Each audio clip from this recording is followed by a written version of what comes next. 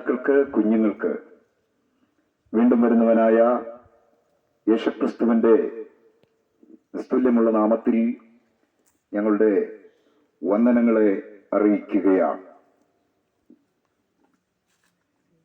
ഈ കാലഘട്ടത്തിൽ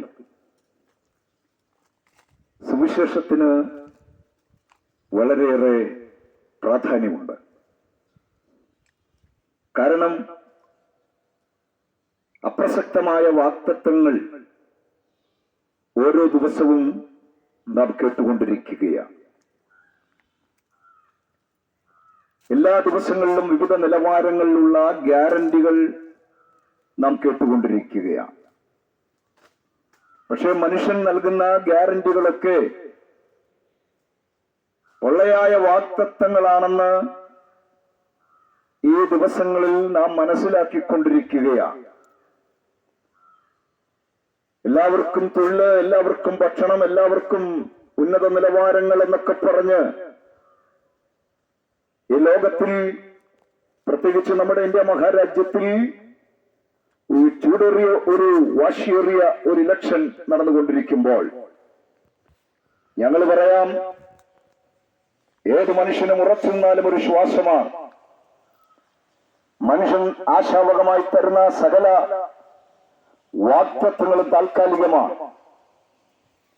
അതൊക്കെ ഇവിടം കൊണ്ട് അവസാനിക്കുമ്പോൾ, ഈ ഭൂമി കൊണ്ട് അവസാനിക്കുമ്പോൾ, ഈ ഇലക്ഷന്റെ ചൂട് അവസാനിക്കുമ്പോൾ, അത് തീരുമ്പോൾ ഈ വാഗ്ദത്തങ്ങളെല്ലാം വെള്ളത്തിലെ കുമിളയായി അവസാനിക്കും എന്ന് നമുക്കും അറിയാം. എന്നാൽ തീരാത്ത നേത്രയോളം എത്തുന്ന ഒരു വാഗ്ദത്തം, ഒരു ഉറപ്പ്, ഒരു പ്രത്യാശയുടെ സന്ദേശം ഈ നട്ടുച്ച നേരത്തും ഈ അതിഘോരമായ ചൂടേറിയ കാലാവസ്ഥയിലും അല്പനിമിഷം ഞങ്ങൾ നിങ്ങളുമായി പങ്കുവെക്കുകയാണ്. വിശുദ്ധ ബൈബിളിനെ അധികരിച്ചുകൊണ്ട് ചില സന്ദേശങ്ങൾ നിങ്ങളുമായി പങ്കുവെക്കുവാനാണ് ഞങ്ങൾ ആഗ്രഹിക്കുന്നത്. വിശുദ്ധ ബൈബിളിനെ അധികരിച്ചുകൊണ്ട് എന്ന് പറയുമ്പോൾ അതിന്റെ അകത്ത് നിങ്ങൾ നെറ്റിയൊളിക്കേണ്ട ആവശ്യകതയൊന്നുമില്ല. ഇതൊരു ബാലരമയുടെ കഥയല്ല. ഇതേതെങ്കിലും ഒരു മനുഷ്യൻ അവന്റെ ചിന്താധാരയിൽ ഉരുത്തിരിഞ്ഞ ഏതെങ്കിലും ഒരു സങ്കല്പമല്ല. സാക്ഷാൽ ദൈവം നൽകിയ, സാക്ഷാൽ ദൈവത്തിന്റെ സന്ദേശങ്ങളാണ്. അത് സ്വർഗത്തിൽ നിന്ന് കെട്ടിയിറക്കിയെന്ന അവകാശവാദമല്ല അതിനുള്ളത്.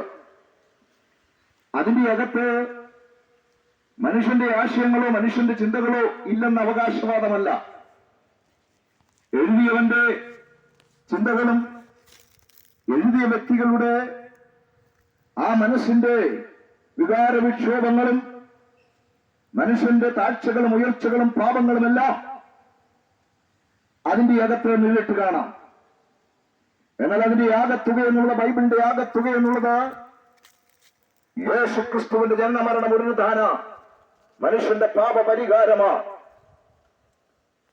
അതിൽ തന്നെ അപ്പോസ്തലനായ പൗലോസ് എന്നൊരു മനുഷ്യനുണ്ട്. ആ മനുഷ്യൻ റോമ എന്ന സ്ഥലത്തുള്ള റോമിലുള്ള യേശുക്രിസ്തുവിനെ വിശ്വസിച്ച ഒരു കൂട്ടം വിശ്വാസികൾക്ക് താനൊരു കത്ത് എഴുതുന്നുണ്ട്. ആ കത്തിന്റെ അകത്ത് താന് ഒരു വാചകം പറയുന്നുണ്ട്. യേശുക്രിസ്തുവിനെ സംബന്ധിച്ച ഒരു വാക്ക് അദ്ദേഹം പറയുന്നത്, ദാവീദിന്റെ സന്തതിയായി ജനിച്ച് മരണത്തിൽ ഉയർക്കപ്പെടുകയാൽ ദൈവത്തിന്റെ പുത്രൻ എന്ന് നിർണയിക്കപ്പെട്ട യേശുക്രിസ്തു. ആ വാക്യശകലം പരിശോധിച്ചാൽ യേശുക്രിസ്തുവിന്റെ 3 ജീവിതത്തിന്റെ തലങ്ങളെ നമുക്ക് കാണുവാനായി കഴിയും. ഒന്നാമത്തെ തലം എന്നുള്ളത് യേശുക്രിസ്തുവിന്റെ ജനനമാണ്. രണ്ടാമത്തെ തലം എന്നുള്ളത് യേശുക്രിസ്തുവിന്റെ മരണമാണ്. മൂന്നാമത്തെ തലം എന്നുള്ളത് യേശുക്രിസ്തുവിന്റെ ഉയർപ്പ് ഈ നട്ടുച്ച നേരത്ത്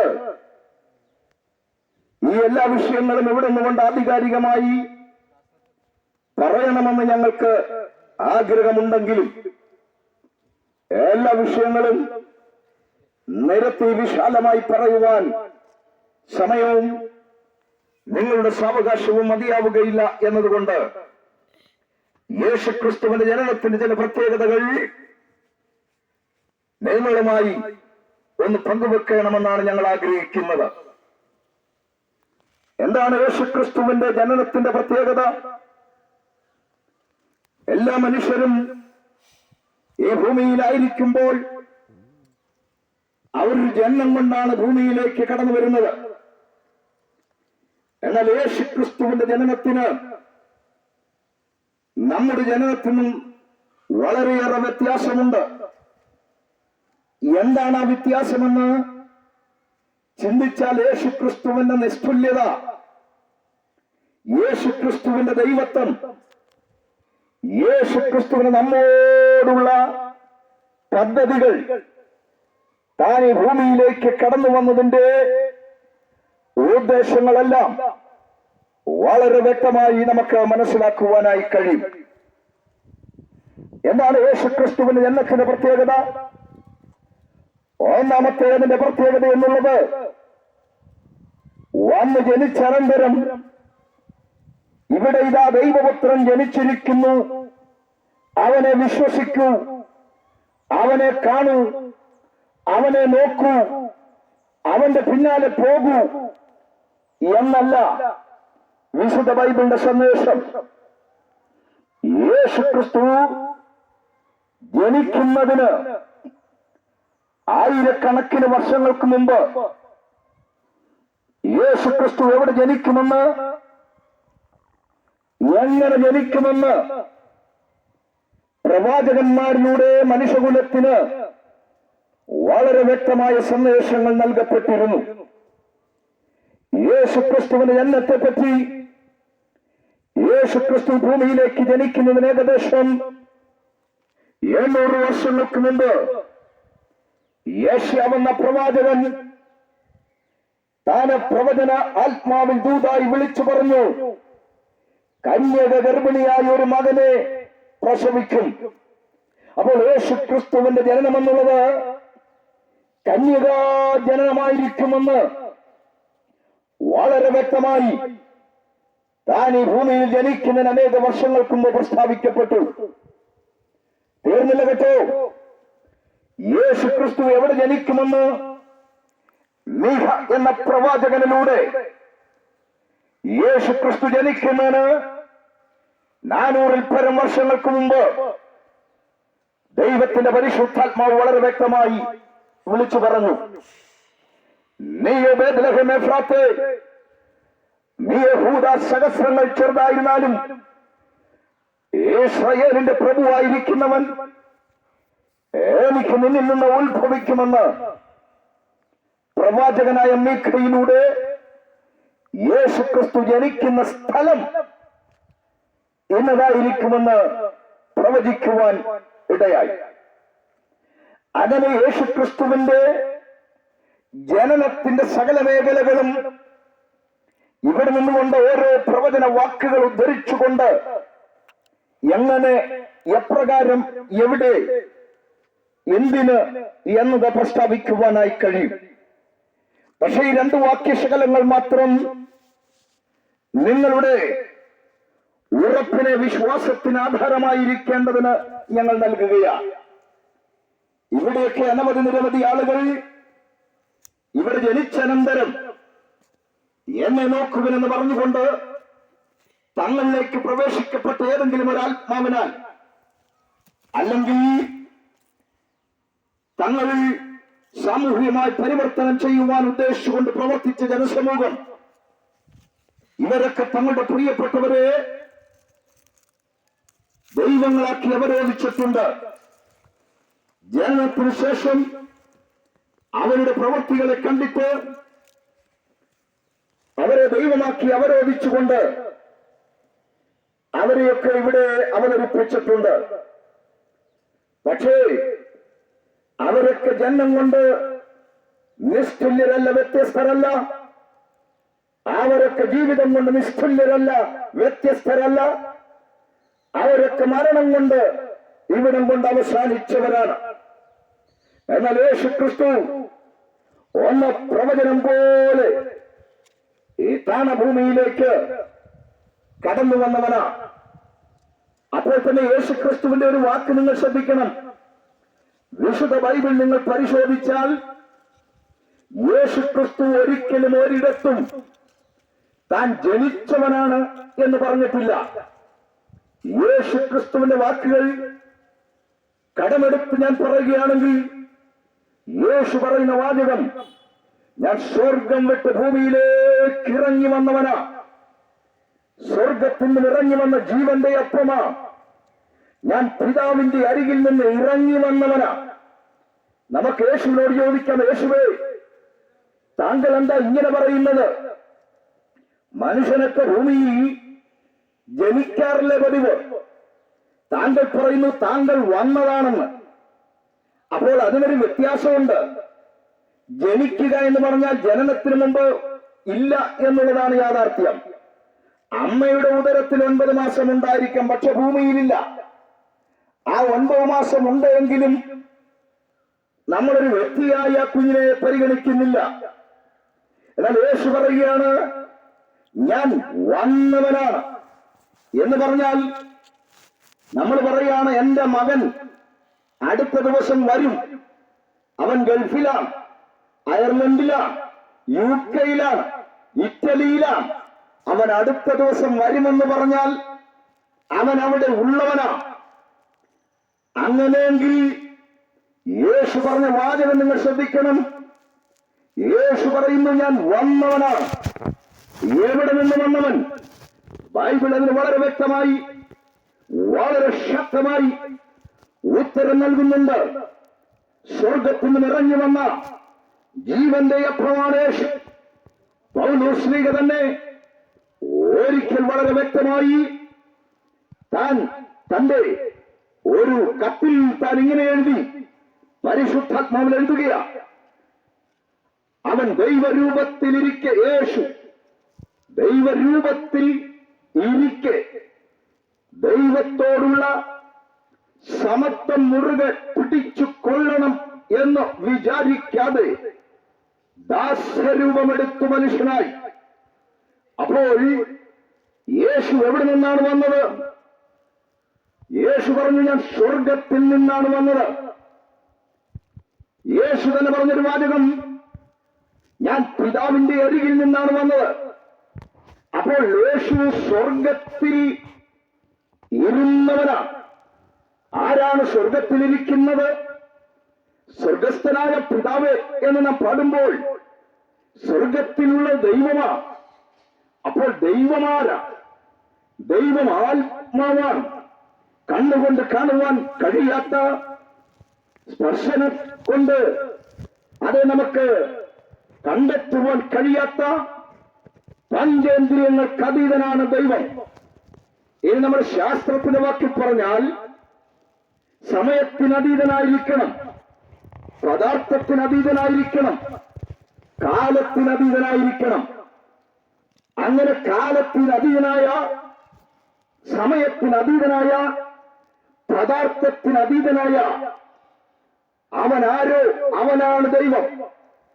അപ്പോൾ ആ ദൈവത്തെ പദാർത്ഥമായി നമുക്ക് കാണുവാൻ സാധ്യമല്ല. അതുകൊണ്ടാണ് ബൈബിൾ വളരെ വ്യക്തമായി പഠിപ്പിക്കുന്നത്, ദൈവം ആത്മാവാണ്.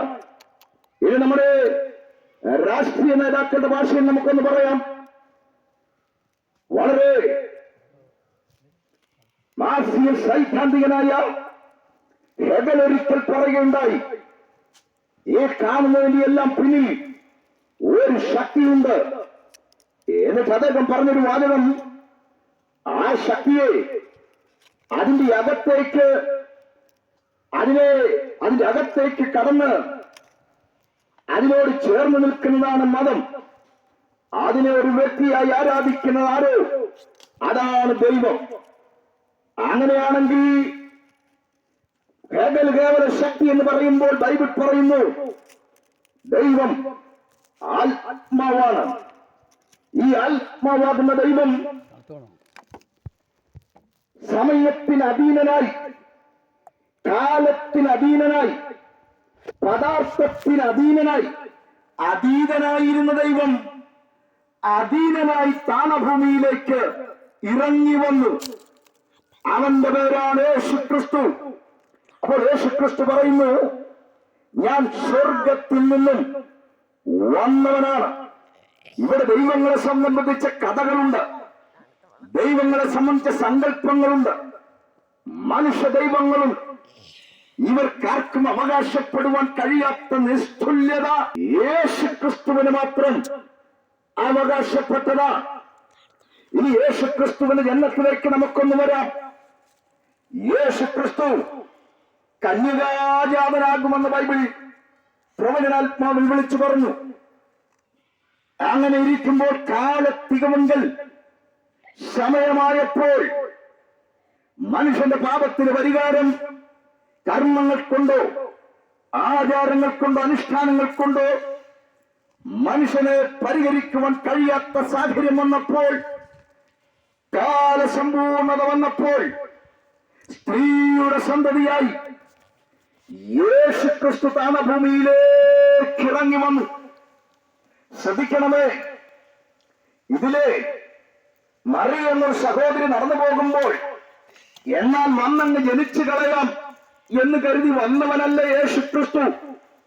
മറിയയുടെ ഫർജിൽ ഊതിയിട്ട് ഉണ്ടായവനല്ല യേശുക്രിസ്തു.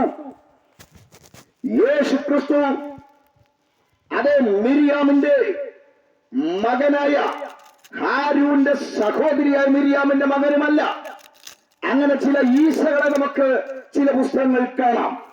പക്ഷെ ബൈബിൾ പറയുന്ന യേശുക്രിസ്തു പരിശുദ്ധാത്മാവ് ഒരു പുരുഷനെ പോലെ വേഷം കെട്ടി മറിയുമായി സംഭോഗത്തിൽ ഏർപ്പെട്ട് ഈ ഭൂമിയിൽ ജനിച്ചതല്ല.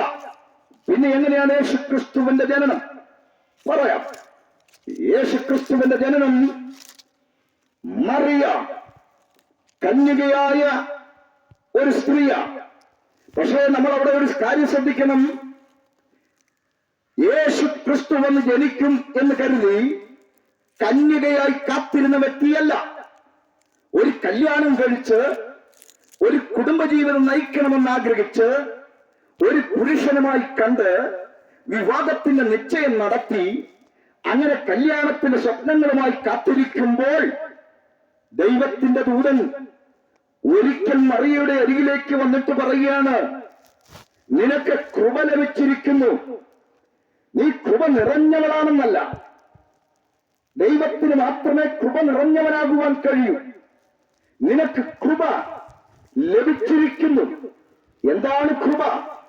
അർഹതയില്ലാത്ത ദാനം നിനക്ക് ലഭിക്കുകയാണ് എന്ന് പകൽക്കാലം ഈ സന്ദേശം ഞങ്ങൾ വിളിച്ചു പറയുമ്പോൾ നിങ്ങൾക്കും എനിക്കും ലഭിക്കുന്നതും അത് തന്നെയാണ്. അർഹതയില്ലാത്ത കൃപയുടെ ദാനം, ദൈവത്തിന്റെ ദാനം. കാരണം എന്താ? പാപത്തിൽ മരിക്കപ്പെട്ട, പാപത്തിൽ തകർക്കപ്പെട്ട, മുന്നോട്ട് പോകുവാൻ യാതൊരു മാർഗവുമില്ലാത്ത, വിധിക്ക് കീഴടങ്ങി, മരണത്തിന് കീഴടങ്ങി, നിത്യനരകം പ്രതീക്ഷിച്ച് നിത്യസ്വർഗമുണ്ടെന്ന് തെറ്റിദ്ധരിക്കപ്പെട്ടുവിടെ ജീവിക്കുന്നവരാണ് നമ്മൾ. എന്നാൽ നമുക്ക് ലഭിക്കാൻ പോകുന്നതും കൃപയുടെ വിടുതല. എങ്ങനെ മറിയോട് പറയുന്നു, ദൂതൻ പറയുന്നു, നിനക്ക് കൃപ ലഭിക്കും. അവളോട് സംസാരിക്കുമ്പോൾ പറയുന്നു, ഞാൻ പുരുഷനെ അറിയായികയാൽ ഞാൻ എങ്ങനെയാണ് ഒരു കുഞ്ഞിനെ ഗർഭം ധരിക്കുക? ദൈവത്തിന്റെ ദൂതൻ പറയുന്നു, പരിശുദ്ധയാത്മാവ് നിന്റെ മേൽ വരും, അത്യുന്നതന്റെ ശക്തി നിന്റെ മേൽ വീണിടും. അസാധ്യമായ കാര്യങ്ങൾ സാധ്യമായി സംഭവിക്കും എന്ന പകൽ ശബ്ദപരിധിക്കുള്ളിൽ എന്നെ കേൾക്കുന്നതിന്റെ ബഹുമാന്യ പ്രിയപ്പെട്ടവരോട് ഞങ്ങൾ വിളിച്ചു പറയാം, നിങ്ങളുടെ ജീവിതത്തിൽ അസാധ്യമായി, നിങ്ങളുടെ ജീവിതത്തിൽ സാധ്യമല്ലാത്ത നിലയിൽ, നിങ്ങളുടെ ജീവിതത്തിൽ ഒരു നിലയിൽ മുന്നോട്ട് പോകുവാൻ കഴിയാത്ത നിലയിൽ അസാധ്യമെന്ന് നിങ്ങൾ കരുതുന്ന എന്തെങ്കിലും ഉണ്ടെങ്കിൽ അതിന് മറുപടി ഒന്നേ ഉള്ളൂ, ദൈവത്തിന്റെ പരിശുദ്ധാത്മാവ്. അസാധ്യതകളെ സാധ്യമാക്കുന്ന ദൈവത്തിന്റെ പരിശുദ്ധാത്മാവ് നിങ്ങളിലേക്ക് വന്നാൽ, നിങ്ങളുടെ പ്രശ്നങ്ങളിലേക്ക് വന്നാൽ, നിങ്ങളുടെ കുടുംബങ്ങളിലേക്ക് വന്നാൽ, ഞങ്ങളിന്ന് പകൽക്കാലം വിളിച്ചു പറയാം, ദൈവത്തിന്റെ ഒരു വിടുതൽ നിങ്ങളിലേക്ക്, നിങ്ങളുടെ കുടുംബങ്ങളിലേക്ക് ഇന്ന് പകൽക്കാലം ഇറങ്ങി വരുവാനിടയാകും. ഇവിടെയുള്ളതെല്ലാം താൽക്കാലികമാണ്. രാഷ്ട്രീയം താൽക്കാലികമാണ്. ഇവിടെയുള്ള വീടുകൾ താൽക്കാലികമാണ്. ജീവിതം താൽക്കാലികമാണ്. ഞാനൊരു കാലത്ത് ഇടതുപക്ഷ പ്രസ്ഥാനങ്ങളിൽ വളരെ സജീവമായി പ്രവർത്തിച്ച ഒരു പ്രിയപ്പെട്ടവനായിരുന്നു. ഇന്ന് നമ്മുടെ ഹൃദയത്തിന്റെ അകത്ത് ഇടതുപക്ഷത്തിന്റെ ഒരാഴമൊക്കെ കിടപ്പുണ്ട്. പക്ഷെ ഒന്ന് ഞങ്ങൾക്കറിയാം, ഇടതും വലതും പക്ഷങ്ങളൊക്കെ അതെല്ലാം ഇവിടം കൊണ്ട് അവസാനിക്കും. മരണം കൊണ്ട് സകലതും അവസാനിക്കുമ്പോൾ മരണം കൊണ്ട് അവസാനിക്കാത്ത ഉയർത്തവനായ ഒരുവനെ കണ്ടെത്തിയത് കൊണ്ടാണ് നാട്ടുച്ച നേരത്ത് നിന്നുകൊണ്ട് ഞങ്ങൾ ഈ പ്രഭാഷണം അത് നടത്തുന്നത്. ശ്രദ്ധിക്കുക, യേശുക്രിസ്തുവിന്റെ ജന്മത്തിന്റെ പ്രത്യേകത, ദൈവത്തിന്റെ ശക്തി മറിയുടെ മേൽ കടന്നു വന്നപ്പോൾ അവൾ ഗർഭം ധരിച്ച് ഒരു മകനെ പ്രസവിക്കുകയാണ്. അപ്പോൾ തന്നെ ഞാനൊരു കാര്യം പറയട്ടെ, യേശുക്രിസ്തുവിന്റെ ജന്മത്തിലേക്ക് ദൂതൻ വന്ന് പറയുമ്പോൾ പറയുന്ന ചില വാക്കുകളുണ്ട്. യേശുവിന്റെ പ്രത്യേകത, അവൻ അവരുടെ പാപങ്ങളിൽ നിന്ന് വിടുവിക്കാൻ ഇരിക്കൊണ്ട് അവൻ യേശുവെന്ന് പേര് വിളിക്കും. അപ്പോൾ യേശു ജനിച്ചതെന്തിനാ? ഒന്ന്, പാപങ്ങളിൽ നിന്ന് വിടുവിക്കാൻ. അപ്പോൾ നിങ്ങളൊരു പക്ഷെ ചോദിച്ചേക്കാം, എന്താണ് പാപം? എങ്ങനെയാണ് പാപം പരിഹരിക്കുന്നത്? അതിൽ യേശുക്രിസ്തു എന്താണ് ചെയ്യുന്നത്? പറയാം സ്നേഹിതരെ, യേശുക്രിസ്തു താണഭൂമിയിലേക്ക് വന്നത് മാനവകുലത്തിന്റെ പാപം പരിഹരിക്കുവാനാണ്. എങ്ങനെയാണ് പാപം? എങ്ങനെയാണത് പരിഹരിക്കുക? പറയാം, മനുഷ്യരെല്ലാം പാപികളാണ്. അപ്പോൾ ഞാൻ നിങ്ങളെ പാപികൾ എന്ന് അടച്ചാക്ഷേപിച്ചു എന്ന് തെറ്റിദ്ധരിക്കരുത്. നമ്മളെല്ലാവരും പാപികളാണ്. അതുകൊണ്ടല്ലേ ഇവിടെ മദ്യപാനം, കുലപാതകം, വ്യഭിചാരം, ഇവിടെ ആർക്കെങ്കിലും മദ്യപിച്ച് നശിക്കണമെന്ന് ആഗ്രഹമുണ്ടോ? ആർക്കുമില്ല. എന്നിട്ടും അവരെന്താ മദ്യപിക്കുന്നത്? അവരോട് ചോദിച്ചാൽ അവർ 100 ന്യായങ്ങൾ പറയും. ഒരു അല്പസമയ സന്തോഷത്തിനാ, സമാധാനത്തിനാ, ഞങ്ങളുടെ അധ്വാനത്തിന്റെ കാശല്ലേ. പക്ഷെ അവർ ന്യായം പറയുമ്പോഴും കാരണം എന്താണെന്നറിയാമോ? അവരിൽ വ്യാപരിക്കുന്ന പാപമാ. ഞങ്ങൾ പ്രഭാഷണം നടത്തുന്നത് ഈ പാപത്തിനെതിരെയും പാപത്തിന്റെ പരിഹാരത്തിനെതിരെ ആ പരിഹാരത്തിന് വേണ്ടിയുമാ. ഇതൊരു മതം മാറ്റത്തിന്റെ, ഇതേതെങ്കിലും ഒരു ലാഭത്തിന്റെ പ്രഭാഷണങ്ങളല്ല. ഏതെങ്കിലും ഒരു ഇഷ്ടത്തിന്റെ നാശത്തിന് വേണ്ടിയുള്ള പ്രഭാഷണങ്ങളല്ല. ഏതെങ്കിലും ഒരു ജാതിക്കെതിരെയുള്ള പ്രഭാഷണമല്ല. ഏതെങ്കിലും ഒരു രാഷ്ട്രത്തിനെതിരെയുള്ള പ്രഭാഷണമല്ല. ഏതെങ്കിലും ഒരു രാഷ്ട്രം സ്ഥാപിക്കാനുള്ള പ്രഭാഷണമല്ല. ആരെങ്കിലും കൊല്ലാനും കൊലവിളിക്കാനും വെട്ടുവാനും കൊല്ലുവാനും നുറുക്കുവാനും പൊട്ടാനും പൊട്ടിത്തെറിക്കുവാനും ഉള്ള പ്രഭാഷണമല്ല. പ്രത്യുത ഈ പ്രഭാഷണം എന്നുള്ളത് പാപത്തിന് പരിഹാരമുണ്ടാകണം. എങ്ങനെയാണ് മനുഷ്യൻ പാപിയായി? ഒന്നാമത്തെ മനുഷ്യൻ നമുക്കറിയാം, ആദമും ഹവ്വയും. അപ്പോൾ ഒരുപക്ഷെ നിങ്ങൾക്ക് ഒത്തിരി ആശയങ്ങൾ ഉണ്ടാകാം. ദൈവമാണ് മനുഷ്യനെ സൃഷ്ടിയാവ്. മനുഷ്യൻ പരിണമിച്ചുണ്ടായതല്ലേ? നിങ്ങൾക്കാർക്കെങ്കിലും അതേ പരിണാമമാണ് മനുഷ്യനെ സൃഷ്ടിക്ക് ആധാരമെന്ന് ചിന്തയുണ്ടെങ്കിൽ ഈ പ്രഭാഷണം കഴിയുമ്പോൾ ഞങ്ങളുമായിട്ട് വന്ന് സംസാരിക്കാം. നമുക്ക് ഓരോ സ്പീഷീസ് എന്ന ചാൾസ് ഡാർവിന്റെ പുസ്തകത്തിൽ തന്നെ സംസാരിക്കാം. അതല്ല, ഇവിടുത്തെ ശാസ്ത്ര സമൂഹം കണ്ടെത്തിയ മനുഷ്യ സൃഷ്ടിയെ സംബന്ധിച്ച ശാസ്ത്രീയ സത്യങ്ങളിലേക്ക് നമുക്കൊന്ന് ഇറങ്ങിപ്പോകാം. ഒറ്റവാദങ്ങൾ പറയാം. ഒരു മതവും ഒരു ശാസ്ത്രത്തിനും ഇന്ന് വരെ കണ്ടെത്തുവാൻ കഴിയാത്തത്. നിങ്ങൾ ഒറിജിനൽ സ്പീഷീസിന്റെ 13ാമത്തെ എഡിഷൻ, അതിൽ ആർദർ കീപ്പ് എന്ന നിരീശ്വരവാദിയായ മനുഷ്യൻ ഒരു വാചകം എഴുതിയിട്ടുണ്ട്. ആ മനുഷ്യൻ എഴുതിയിരിക്കുന്ന വാചകം, പരിണാമവാദം ഇതുവരെയും തെളിയിക്കപ്പെട്ടിട്ടില്ല, ഇനിയൊട്ട് തെളിയിക്കപ്പെടുകയുമില്ല. എങ്കിലും ഞങ്ങൾ പരിണാമവാദത്തെ വിശ്വസിക്കുന്നു. എന്തുകൊണ്ടെന്നാൽ ഇതിനെ ഞങ്ങൾ തള്ളിപ്പറഞ്ഞാൽ ഞങ്ങൾ ദൈവത്തെ വിശ്വസിക്കേണ്ടി വരും. അത് ഏറ്റവും ഭയാനകരമായിരിക്കും. എന്ന് പറഞ്ഞാൽ തെളിയിക്കപ്പെടാത്ത ഒരു ആശയത്തെ പഠിപ്പിക്കുകയും പ്രഘോഷിക്കുകയും പ്രസ്താവിക്കുകയും ചെയ്യുന്നു, അത്രമാത്രം. എന്നാൽ ബൈബിൾ വളരെ വ്യക്തമായി പറയുന്നു, മനുഷ്യനെ ദൈവം നിലത്തെ പൊടിയുന്നുണ്ടാക്കി അതിന്റെ അപ്പുറത്തേക്ക് ഒരു ശാസ്ത്രമില്ല, അതിന്റെ അപ്പുറത്തേക്ക് ഒരു മതങ്ങളുമില്ല. അപ്പോൾ ഒരു കാര്യം നമുക്ക് ഉറപ്പിക്കാം, ബൈബിളാണ് സത്യം, ബൈബിൾ പറയുന്ന വ്യക്തിവാദമാണ് ശരി, ബൈബിൾ പറയുന്ന ദൈവിക സത്യങ്ങളാണ് ശരി എന്ന് നമുക്ക് ഉറപ്പിക്കുവാനായി കഴിയും. ശ്രദ്ധിക്കണമേ, ആദ്യ മനുഷ്യനായ ആദമിനെ ഹവ്വയും ദൈവം ഏദൻ തോട്ടത്തിലാക്കി വെച്ചു. എന്തിനാക്കി വെച്ചത്? അവന് ദൈവത്തിന്റെ കൽപ്പന അനുസരിക്കേണ്ടതിന്. പക്ഷേ മനുഷ്യൻ ദൈവത്തിന്റെ കൽപ്പന ലംഘിച്ചു. ആപ്പിൾ നിന്നല്ല കേസ്, പാമ്പുമായി ലൈംഗിക ബന്ധത്തിൽ ഏർപ്പെട്ടു എന്നുള്ളതല്ല ശരി. പാപം ചെയ്തു, കൽപ്പന ലംഘിച്ചു. മനുഷ്യരെല്ലാം പാപികളായി, മരണമുള്ളവരായി, തേജസ് നഷ്ടപ്പെട്ടവരായി, രോഗികളായി, പാപികളായി.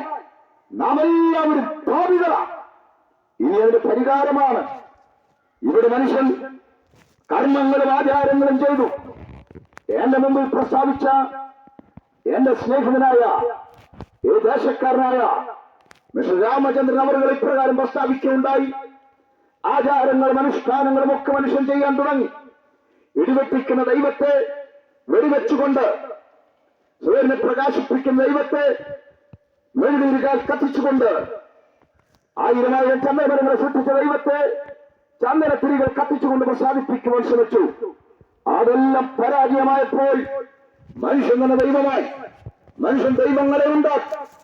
അതെല്ലാം പരാജയപ്പെട്ടപ്പോൾ സാക്ഷാൽ ദൈവം, സാക്ഷാൽ പരബ്രഹ്മം, സാക്ഷാൽ പരമ്പൊരുൾ, സർവശക്തൻ, സർവവ്യാപി, സർവജ്ഞാനി, ആ ദൈവം മനുഷ്യനായി താണഭൂമിയിലേക്ക് ഇറങ്ങി വന്നു. അവന്റെ പേരാണ് യേശുക്രിസ്തു. ആ യേശുക്രിസ്തുവിന് ജന്മം, അതിനെ ഒന്നുകൊണ്ട് പ്രത്യേകത കൂടി ഞങ്ങൾ പറഞ്ഞിട്ട് ഞങ്ങൾ അവസാനിപ്പിക്കാം. യേശുക്രിസ്തു മറിയുടെ ഉദരത്തിൽ വന്ന് ജനിക്കുകയാണ്. യേശുക്രിസ്തു ജനിക്കുമ്പോൾ യേശുക്രിസ്തു മാത്രമല്ല, മറിയയ്ക്ക് മറ്റു മക്കളുമുണ്ടായി. യേശുവിന് ശേഷം യോസഫിലൂടെ അതെ 6 മക്കളുണ്ടായതായി ബൈബിൾ പറയുന്നു. നിങ്ങൾ മത്തായി സുവിശേഷം 11-ാം അധ്യായത്തിന് 51-ാം വാക്യം മുതൽ വായിച്ചാൽ യേശുക്രിസ്തുവിന്റെ സഹോദരങ്ങളെ, സഹോദരിമാരെ നമുക്ക് കാണുവാനായി കഴിയുന്നുണ്ട്. അതൊരു വലിയ തെറ്റൊന്നുമല്ല. ഒരു സ്ത്രീക്ക് കുഞ്ഞുങ്ങൾ ഉണ്ടാകുന്ന തെറ്റല്ല. അപ്പൊ യേശുക്രിസ്തുവിന് സഹോദരന്മാരും ഉണ്ടായിരുന്നു. അപ്പോൾ തന്നെ യേശുവിനെ ശ്രദ്ധിച്ചാൽ യേശുവിന്റെ ഒരു പ്രത്യേകത, മറിയത്തെ അമ്മ എന്ന് വിളിക്കുന്ന ഒരു ഭാഗം പോലും ബൈബിളിലില്ല. സ്ത്രീയെ എന്ന് വിളിക്കുവാനാണ് യേശു ഇഷ്ടപ്പെട്ടത്. മകനെ എന്ന് മറിയ വിളിക്കുന്ന സന്ദർഭങ്ങൾ ബൈബിളിലില്ല. ഒറ്റ പ്രാവശ്യമാണ് അങ്ങനെ സംബോധന ചെയ്യുന്നത്. അത് യേശുക്രിസ്തു നിരാകരിക്കുകയാണ്. അതിന്റെ കാര്യം താൻ സ്വർഗത്തിൽ ഇറങ്ങി വന്നവനാണെന്ന്, താൻ സാക്ഷാൽ ദൈവപുത്രനാണെന്ന് യേശുവിന് ഉറപ്പുണ്ടായി. എന്താ ഉറപ്പ്? തന്റെ ജീവിതം ശ്രദ്ധിക്കണം, പാപമില്ലാത്ത ജീവിതം. തന്റെ പ്രവൃത്തികൾ ശ്രദ്ധിക്കണം, മരിച്ചവരെ ഉയർപ്പിച്ചുകൊണ്ട്, രോഗികളെ സൗഖ്യമാക്കിക്കൊണ്ട് യേശുവിടെ ജീവിച്ചു. ശ്രദ്ധിക്കണമേ, എന്താ യേശുക്രിസ്തുവിന് ജന്മത്തിന് പ്രത്യേകത? യേശുക്രിസ്തുവിന് ജന്മത്തിൽ നിങ്ങൾ ശ്രദ്ധിച്ച്, വിദ്വാൻമാർ കടന്നു വന്ന് ചോദിക്കുന്ന ഒരു ചോദ്യമുണ്ട്. യഹൂദന്മാരുടെ രാജാവായി പിറന്നവനെവിടെ? ഞാൻ ചോദ്യം ചോദിക്കട്ടെ, രാജാവായി ആരെങ്കിലും ജനിച്ചിട്ടുണ്ടോ? രാജാവായി ആർക്കെങ്കിലും ജനിക്കുവാൻ കഴിയുമോ? അങ്ങനെ ജനിച്ചവർ ഒരുവൻ മാത്രമേ ഉള്ളൂ. 2, യേശുക്രിസ്തുവിനെ അവന്റെ ജന്മത്തിങ്കൽ ആട്ടിടയന്മാർ അന്വേഷിച്ചു വരുമ്പോൾ അവർ ചോദിക്കുന്നൊരു ചോദ്യമുണ്ട്. അവർ ചോദിക്കുന്ന ചോദ്യം, ലോകത്തിന്റെ രക്ഷിതാവ്, സകല ജനത്തിന്റെയും രക്ഷിതാവ്. അപ്പോൾ യേശു ആര്? യഹൂദനവൻ രാജാവ്, സകല ലോകത്തിനും അവൻ രക്ഷിതാവ്. തീർന്നില്ല കേട്ടോ. യേശു എന്തിനാ ഭൂമിയിലേക്ക് ജനിച്ചത്? ജനിച്ചതിനൊരു കാരണമുണ്ട്. ജനിച്ചതുപോലും മരിക്കാനാണ്. അങ്ങനെ ആരെങ്കിലും ജനിക്കുമോ? മരിക്കാൻ വേണ്ടി ആരെങ്കിലും ജനിച്ചതായി അറിയാമോ? പക്ഷെ യേശുക്രിസ്തു ജനിച്ചതുപോലും മരിക്കാനാ. എന്തിന്? മാനവകുലത്തിന്റെ പാപത്തിന് മനുഷ്യൻ യാഗങ്ങൾ നടത്തി ആടിനെയും പശുക്കളെയും കാളകളെയും പക്ഷികളെയും അറുത്തു. പക്ഷേ രക്തമൊഴുകിയതല്ലാതെ ദൈവം പ്രസാദിച്ചില്ല, പാപമോചനം നടന്നില്ല. പക്ഷേ മാനവകുലത്തിന്റെ പാപത്തിന്റെ പരിഹാരത്തിന് യേശുക്രിസ്തു ഏകയാഗമായി കാൽവരിയുടെ കുലക്കളത്തിൽ മരിച്ചു. സ്നേഹിതരെ, നമ്മൾ ക്രൂശ് കാണുകയല്ലേ? ആ ക്രൂശിനൊന്നും ആരും ആരാധിക്കണ്ട. പഴയ നിയമം പഠിച്ചാൽ സമാഗമന കൂടാരം എന്നൊരു സ്ഥലമുണ്ട്. അവിടെ ഒരു യാഗപീഠമുണ്ട്, ഒരു താമരം കൊണ്ടുള്ള യാഗപീഠം. ഇനി യെരൂശലേമിലേക്ക് വന്നാൽ അവിടെ ഒരു ദേവാലയം ഉണ്ടായിരുന്നു. ആ ദേവാലയത്തിൽ യാഗപീഠമുണ്ട്. ആ യാഗപീഠത്തിലെല്ലാം ആടുകളെ യാഗം കഴിച്ചു. എന്നാൽ ആടുകളുടെ യാഗം കൊണ്ട് പാപമോചനം സംഭവിക്കാതെ വന്നപ്പോൾ ഒരു യാഗപീഠം പോലെ ക്രൂശ് നിൽക്കുകയാണ്. ആ ക്രൂശിൽ യേശുവിനെ ഏകയാഗമാക്കുവാനിടയായി. എന്ന് പകൽക്കാലം ഞങ്ങൾ വിളിച്ചു പറയട്ടെ, യാഗപീഠത്തെ ആരും ആരാധിച്ചില്ല, യാഗപീഠത്തെ ആരും കെട്ടിത്തൂക്കിയില്ല, യാഗപീഠത്തെ എവിടെയും കൊണ്ട് സ്ഥാപിച്ചില്ല. യേശു ക്രിസ്തുവിനെ യാഗം കഴിച്ച യാഗപീഠമാണ് ക്രൂശ്. യാഗം കഴിക്കപ്പെട്ട കുഞ്ഞാടിനാണ്, യാഗം കഴിക്കപ്പെട്ട യേശുവിനാണ് പ്രാധാന്യമുള്ളത്. ഇന്ന് പകൽക്കാലം യേശു നമുക്ക് വേണ്ടി മരിച്ചു. മറ്റാരും മരിച്ചില്ല, മറ്റാരും വന്നില്ല, മറ്റാരും ഉയർത്തില്ല. ദൈവസങ്കല്പങ്ങളെയൊക്കെ നിങ്ങൾ പരിശോധിക്കൂ. അവരെവിടെ ജീവിച്ചു, ഏത് കാലഘട്ടത്തിൽ ജീവിച്ചു, ഇപ്പോൾ ഉണ്ടോ എന്ന് ചോദിച്ചാൽ ആർക്കും ഉത്തരമില്ല. ഇവിടെ ചരിത്രം കൃത്രിമമായി നനയുന്നുണ്ട്, പക്ഷേ ആർക്കും ഉത്തരമില്ലാത്ത ചോദ്യമാണ് ഇവരെവിടെ ജീവിച്ചു, ഏത് കാലഘട്ടത്തിൽ എന്നുള്ളത്. ചരിത്രമുണ്ടോ എന്ന് ചോദിച്ചാൽ ചരിത്രമല്ല. ഇനി അവർ ഉണ്ടോ എന്ന് തന്നെ ഇരിക്കട്ടെ, അവർ നമുക്ക് വേണ്ടി എന്ത് ചെയ്തു? നിങ്ങളുടെ പാപത്തിന് വേണ്ടി എന്തെങ്കിലും ചെയ്തോ? നിങ്ങൾക്ക് വേണ്ടി എന്തെങ്കിലും ചെയ്തോ? നിങ്ങളുടെ കുടുംബത്തിന് വേണ്ടി എന്തെങ്കിലും ചെയ്തോ? പക്ഷേ യേശു ക്രിസ്തു സകല മനുഷ്യർക്കും വേണ്ടി താണഭൂമിയിലേക്ക് മനുഷ്യനായി വെളിപ്പെട്ടത് മരിക്കാനായിരുന്നു. കാൽവരിയുടെ വിലക്കടത്തിൽ യേശു മരിച്ചു. എന്റെ പാപത്തിന് പരിഹാരത്തിന്, നിങ്ങളുടെ പാപത്തിന് പരിഹാരത്തിന്. സ്നേഹിത, മതം മനുഷ്യനുണ്ടാക്കിയത, ജാതി വർണ്ണ വർഗ വ്യത്യാസങ്ങൾ മനുഷ്യനുണ്ടാക്കിയത. ഇന്ത്യയുടെ സ്ഥിതിയൊക്കെ പരിശോധിച്ചാൽ ചാതുർവന്യമുണ്ട്. അതിന്റെ താഴേക്കുള്ളവരെന്നും എവിടെ ജനിച്ചെന്നോ എങ്ങോട്ട് പോകുമെന്നോ ആർക്കും ഒരു പരിപാടിമില്ല. ശ്രീമദ് ഭാഗവതത്തിൽ അതേ കാത്തൂർ ഭട്ടതിരിപ്പാട് പറയുന്നത് ചാതുർവണ്ണത്തിൽ പോലും ത്രൈവർണ്ണികർക്ക് മാത്രമേ മോശമുള്ളൂ എന്നാണ്. അത് തന്നെയാണ് ശങ്കരാചാര്യരും പറയുന്നത്. അങ്ങനെയുള്ള ഈ അധമമായ സമൂഹത്തിൽ, സംസ്കാരത്തിൽ നാം നിൽക്കുമ്പോൾ ഇതാ സാക്ഷാൽ ദൈവം നമ്മുടെ എല്ലാം പാപത്തിന്റെ പരിഹാരത്തിന് വേണ്ടി താണഭൂമിയിലേക്ക് ഇറങ്ങി വന്നവൻ, മരിക്കുവാനായി ജനിക്കപ്പെട്ടവൻ, കാൽവരിയുടെ ക്രൂശിൽ തന്റെ ജീവനെ വെച്ചുകൊടുത്തു. സ്നേഹിത, നാം പാപികളാണ്. പാപത്തിന്റെ പരിഹാരം അവിടെ അവസാനിച്ചു, അവിടെ സംഭവിച്ചു. ഇന്ന് പകൽക്കാലം നമ്മുടെ പാപം പരിഹരിക്കുവാൻ ഇന്ന് നാം എന്ത് ചെയ്യണം? ഇന്ന് പകൽക്കാലം ഞങ്ങൾ ഇവിടെ സന്ദേശം അവസാനിപ്പിക്കുമ്പോൾ ഞാനൊരു പാപിയാണ്, എന്റെ പാപത്തിനാണ് യേശു ജനിച്ചത്, എന്റെ പാപത്തിന്റെ പരിഹാരത്തിനാണ് യേശു കാൽവരിയിൽ മരിച്ചത് എന്ന് ഒരു നിമിഷം അവിടെ നിന്നുകൊണ്ട് വിശ്വസിക്കുന്നുവെങ്കിൽ ഇങ്ങനെ എന്നോട് ചേർന്ന് പറയുമോ? യേശുവേ, ഞാൻ അങ്ങ് വിശ്വസിക്കുന്നു, എന്റെ പാപത്തിന്റെ പരിഹാരത്തിന് വേണ്ടിയാണ് അങ്ങ് മരിച്ചത്, അങ്ങ് എനിക്ക് വേണ്ടി ഉയർത്തു, എനിക്ക് വേണ്ടി ഇന്നും ജീവിക്കുന്നു, ഞാനത് വിശ്വസിക്കുന്നു, എന്റെ പാപങ്ങൾ ക്ഷമിക്കണമെന്ന് ഒരൊറ്റ വാചകം പറയുമോ? ഇല്ല എങ്കിൽ സ്നേഹിത മാതാവേ, മരണം കൊണ്ട് നമ്മൾ അവസാനിക്കില്ല. നമ്മുടെ ആത്മാവ് അതിന് എവിടേക്ക് പോകും? നിത്യനരകത്തിലേക്കോ, നിത്യശിക്ഷാവിധിയിലേക്കോ, നിത്യരാജ്യത്തിലേക്കോ, നിത്യസ്വർഗത്തിലേക്കോ? ഒന്നുകൂടി ഞാൻ പറഞ്ഞ് അവസാനിപ്പിക്കാം. ദൈവം ഒരുക്കുന്ന സ്വർഗം അവിടെ ഹൂറികളുള്ള അപ്സരസുള്ള മധ്യനദികളുള്ള സ്വർഗമല്ല, ദൈവ സാന്നിധ്യമുള്ള പാപമില്ലാത്ത ഒരു സ്വർഗമാണ് ബൈബിൾ പഠിപ്പിക്കുന്നത്.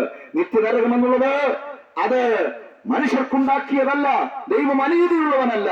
പിശാചിന് വേണ്ടി ഒരുക്കിയ നരകത്തിലേക്ക് നാം പതിക്കുവാൻ ഇടയാകരുത്. ഇന്ന് പകൽക്കാലം ഈ സ്നേഹ സന്ദേശത്തിലേക്ക്, ഇതിലേക്ക് നിങ്ങളെ ആഹ്ലാദമായി ഞങ്ങൾ ക്ഷണിക്കുകയാണ്. ഒന്നുകൂടെ ഞങ്ങൾ പറയാം, യേശു അല്ലാതെ ഒരു രക്ഷകനില്ല, യേശു അല്ലാതെ ഒരു മധ്യസ്ഥനില്ല. ബൈബിൾ പറയുന്ന മറ്റൊരുത്തനും രക്ഷയില്ല, നാം രക്ഷിക്കപ്പെടുവാൻ ആകാശത്തിന്റെ കീഴിൽ മനുഷ്യരുടെ ഇടയിൽ നൽകപ്പെട്ട വേറൊരു നാമമല്ല. ദൈവം ഒരുവനല്ലോ, ദൈവത്തിനും മനുഷ്യർക്കും മധ്യസ്ഥൻ ഒരുവൻ. ആ യേശു ക്രിസ്തുവിലേക്ക് നിങ്ങളുടെ ജീവിതത്തെ സമർപ്പിക്കുവാൻ ഇന്ന് പകൽക്കാലം ഏൽപ്പിച്ചു കൊടുക്കൂ. സ്നേഹിത, ഇന്ന് അല്ലെങ്കിൽ നാളെ മരണം നമ്മെ തേടി വരും. ഇവിടെ കൊണ്ട് നമ്മൾ അവസാനിക്കും. എത്ര നാൾ നമ്മൾ ഇവിടെ കൊണ്ടെന്ന് ആർക്കറിയാം? ഇന്ന് രാത്രി കിടക്കാൻ പോയാൽ നാളെ ഉണ്ടാകുമെന്ന് നമുക്ക് ഉറപ്പില്ലല്ലോ. മരണം ഏത് നിമിഷവും നമ്മെ തേടി വരുമ്പോൾ ഇന്ന് പകൽക്കാലം മരണം എത്തുന്നതിന് മുമ്പ് യേശു ക്രിസ്തു മരിച്ചുയർത്തവനാണ്. അവൻ സ്വർഗത്തിലേക്ക് കയറിപ്പോയി. അവൻ വീണ്ടും വരും. അതിനുള്ള ലക്ഷണങ്ങൾ മുഴുവൻ ഭൂമിയിൽ സംഭവിച്ചു കൊണ്ടിരിക്കുമ്പോൾ യേശുക്രിസ്തുവിന്റെ വരവോ നമ്മുടെ മരണമോ ഏത് നിമിഷം വേണം സംഭവിക്കാം. അതിനു മുമ്പായി ഈ യേശുവിനെ രക്ഷിതാവായി കർത്താവായി സ്വീകരിക്കുവാൻ ഇന്ന് പകൽക്കാലം നിങ്ങൾക്കൊരു അവസരമുണ്ട്. ഒന്നുകൂടെ പറയാം, ബൈബിൾ ഒരുപാട് ചടങ്ങുകൾ, ആചാരങ്ങൾ, അനുഷ്ഠാനങ്ങൾ ചെയ്യുവാൻ പറയുന്നില്ല. ഒറ്റ കാര്യം, യേശുവിടെ വരുവാൻ പിതാവിന്റെയും പുത്രന്റെയും പരിശുദ്ധാത്മാവിന്റെ നാമത്തിൽ വെള്ളത്തിൽ മുഴുകി സ്നാനപ്പെടുവാൻ ബൈബിൾ പറയുന്നു. അതുകൊണ്ട് ആ യേശുവിലേക്ക് രക്ഷിക്കപ്പെട്ട് സ്നാനപ്പെട്ട് നിത്യജീവൻ പ്രാപിക്കുവാൻ ഏൽപ്പിച്ചു കൊടുക്കുവാൻ എത്ര പേരുണ്ട്? കുഞ്ഞേ, മാതാവേ, പിതാവേ, വേദനയിലാണോ നിങ്ങൾ? രോഗികളാണോ? നിരാശയിലാണോ? തകർച്ചയിലാണോ? അസാധ്യമായ കാര്യങ്ങൾ ഓർത്ത്, കുടുംബത്തെ ഓർത്ത് ഭാരപ്പെടുന്നവരാണോ? അസാധ്യങ്ങളെ സാധ്യമാക്കുന്ന ഒരു നല്ല കർത്താവ് ഇന്നും ജീവിക്കുന്നു. അവൻ പ്രവർത്തിക്കുന്നു. ആ കർത്താവിലേക്ക് സ്വാഗതം ചെയ്യുന്നു. ദൈവം നിങ്ങളെ അനുഗ്രഹിക്കട്ടെ. ഇപ്പോൾ ഞങ്ങളുടെ പ്രിയപ്പെട്ട കർത്താവിന്റെ ദാസന്മാർ അതേ ഉപസംഹാരം പറഞ്ഞ് പ്രാർത്ഥിച്ച് അവസാനിപ്പിക്കും.